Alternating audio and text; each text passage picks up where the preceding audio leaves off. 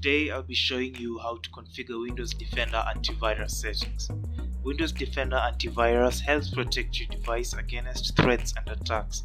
Therefore, it is important to ensure it is turned on all the time to ensure that your device is protected 24/7. To configure Windows Defender settings, first click on the Start icon, then select the Settings icon. Select Privacy and Security. Select Windows Security. Choose Virus and Threat Protection.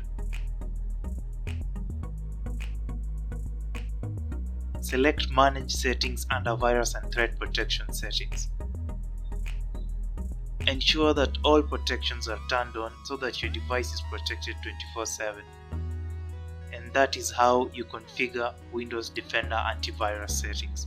Thank you for your time. Be sure to like and subscribe.